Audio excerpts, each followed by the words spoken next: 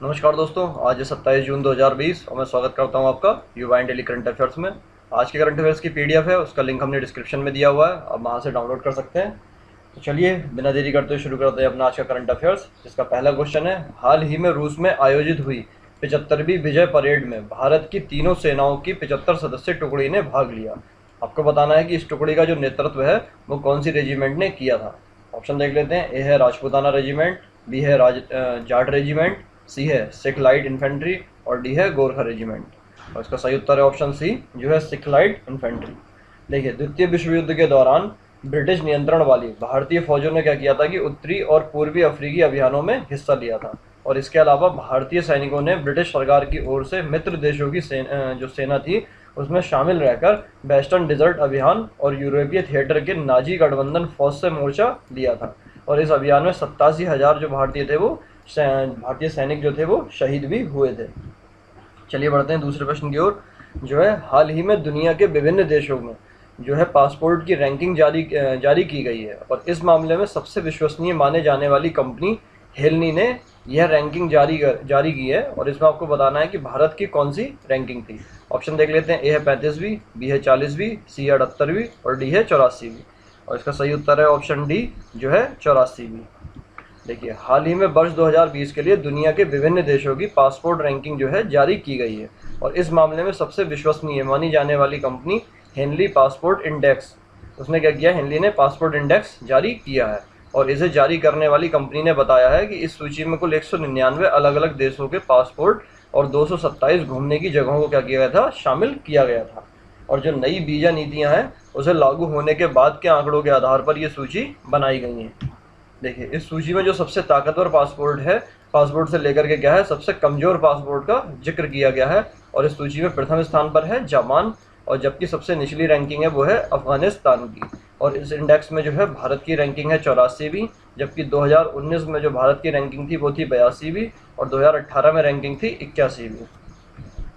देखिए, पहले नंबर पर है जापान, दूसरे पे है सिंगापुर, तीसरे पे है दक्षिण कोरिया और जर्मनी, चौथे पे इटली और फिनलैंड और पांचवे पे है स्पेन, लग्जमबर्ग और स्वीडन। छठे पर है फ्रांस और 72वें पे है चीन और 84वें पे है पाकिस्तान और 84वें पे है भारत और 104 पे है पाकिस्तान। चलिए बढ़ते हैं तीसरे प्रश्न की ओर। जो है, पासपोर्ट सेवा दिवस कब मनाया जाता है। ऑप्शन देख लेते हैं। ए है 23 जून, बी है 24 जून, सी है 25 जून और डी है 26 जून। और इसका सही उत्तर है ऑप्शन बी, जो है 24 जून। देखिए, 24 जून को भारत में पासपोर्ट सेवा दिवस के रूप में मनाया गया था। सॉरी। इस अवसर पर क्या है कि भारत के विदेश मंत्री एस जयशंकर ने कहा कि हम ऐसे हर लोकसभा क्षेत्र में पोस्ट ऑफिस पासपोर्ट सेवा केंद्र खोलने का विचार कर रहे हैं जहां पर आज की तारीख में कोई भी पासपोर्ट सेवा केंद्र नहीं है। और विदेश मंत्री ने यह भी बताया है कि अभी तक हम 488 लोकसभा निर्वाचन क्षेत्रों में यह सेवा प्रदान करने में सक्षम हुए हैं। चलिए बढ़ते हैं चौथे प्रश्न की ओर। जो है, हाल ही में उत्तर प्रदेश के कौन से हवाई अड्डे को अंतर्राष्ट्रीय हवाई अड्डे का दर्जा मिला है। ऑप्शन देख लेते हैं। ए है डॉक्टर भीमराव अंबेडकर हवाई अड्डा मेरठ, बी है चकेरी हवाई अड्डा कानपुर, सी है कुशीनगर हवाई अड्डा कुशीनगर और डी है बमरौली हवाई अड्डा प्रयागराज। और इसका सही उत्तर है ऑप्शन सी, जो है कुशीनगर हवाई अड्डा, जहाँ है कुशीनगर में है जो। देखिए, हाल ही में केंद्रीय कैबिनेट की हुई बैठक में उत्तर प्रदेश के कुशीनगर के एयरपोर्ट को अंतर्राष्ट्रीय एयरपोर्ट का दर्जा दे दिया गया है और इस समूचे बुद्ध सर्किट में पर्यटन को बढ़ावा मिलेगा। कुशीनगर जो है वो बुद्ध सर्किट के मध्य में स्थित है, जिसमें लुम्बिनी, श्रावस्ती और कपिलवस्तु के साथ गया और सारनाथ से सड़क मार्ग अच्छी तरह से जुड़ा हुआ है। और अंतर्राष्ट्रीय पर्यटकों के लिए क्या है कि कुशीनगर एक बहुत महत्व, मतलब कुशीनगर का जो है वो बहुत महत्व है। देखिए, राज्य सरकार ने इस एयरपोर्ट को विस्तार देने के लिए 590 एकड़ भूमि जो है उसका अधिग्रहण क्या है पहले से ही कर लिया है। और अब उत्तर प्रदेश में 4 अंतर्राष्ट्रीय हवाई अड्डे होंगे, जो है लखनऊ, वाराणसी, नोएडा और कुशीनगर। चलिए बढ़ते हैं अपने पांचवें प्रश्न की ओर। जो है, हाल ही में सरकार ने सहकारी क्षेत्र के कई बैंकों में गड़बड़ी पाए जाने के बाद सहकारी बैंकों को किसके अधीन लाने का फैसला किया है। ऑप्शन देख लेते हैं। ए है नाबार्ड, बी है सेबी, सी है वित्त मंत्रालय और डी है आरबीआई। और इसका सही उत्तर है ऑप्शन डी, आरबीआई। जो भी बैंकिंग से जुड़े हुए एग्जाम की तैयारी कर रहे हैं उनके लिए क्वेश्चन काफ़ी इंपॉर्टेंट होने वाला है, तो आपको इसे याद रखना है। देखिए, सहकारी क्षेत्र से कई बैंकों में होने वाली गड़बड़ियों और अनिश्चितता को दूर करने के लिहाज से सरकार ने सहकारी बैंकों को भारतीय रिजर्व बैंक आरबीआई के अधीन लाने का फैसला किया है। और इसके लिए कैबिनेट ने अध्यादेश जारी करने की बात भी कही है। और सरकार ने क्या बताया है कि इसके तहत 1482 अर्बन कोऑपरेटिव बैंकों और 58 मल्टी स्टेट कोऑपरेटिव बैंकों को आरबीआई के दायरे में लाया जाएगा और इन बैंकों में 8.6 करोड़ खाता धारक हैं। चलिए बढ़ते हैं छठे प्रश्न की ओर। जो है हाल ही में केंद्रीय मंत्रिमंडल ने अन्य पिछड़ा वर्ग आयोग या फिर ओबीसी अदर बैकवर्ड कास्ट जो है आयोग का कार्यकाल 6 महीने के लिए बढ़ा दिया है। अब आयोग को अपनी रिपोर्ट यह कब तक दे सकता है? ऑप्शन देख लेते हैं। ए है 31 दिसंबर 2020, बी है 31 दिसंबर 2021, सी है 31 जनवरी 2021 और डी है 30 जून 2021। और इसका सही उत्तर है ऑप्शन सी जो है 31 जनवरी 2021। देखिए हाल ही में क्या है, केंद्रीय मंत्रिमंडल ने अन्य पिछड़ा वर्ग ओबीसी आयोग का कार्यकाल 6 महीने बढ़ाने का फैसला किया है और आयोग को अन्य पिछड़ा वर्गों से संबंधित विभिन्न सिफारिशों को सौंपा गया था। लेकिन कोरोना संक्रमण के कारण आयोग के कार्य में विलंब हुआ और आयोग को अन्य पिछड़े वर्गों के अंदर वर्गीकरण के मुद्दे पर गौर करने की जिम्मेदारी दी गई थी।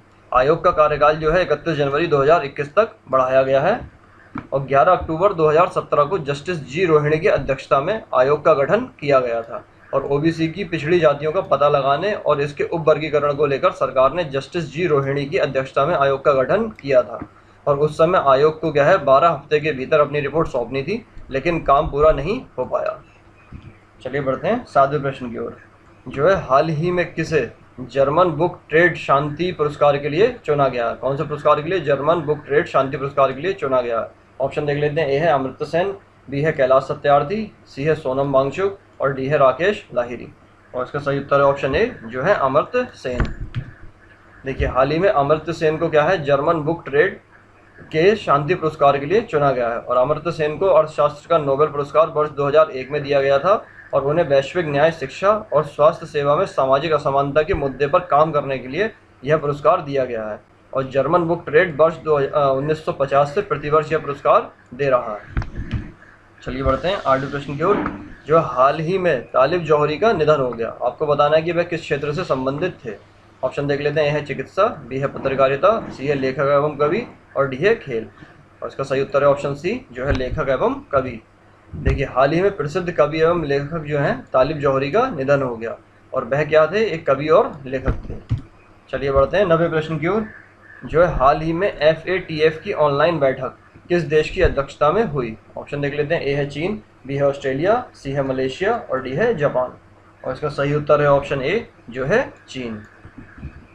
देखिए वैश्विक आतंकवाद के वित्तीय निगरानी संगठन FATF financial action task force की ऑनलाइन बैठक चीन की अध्यक्षता में हुई।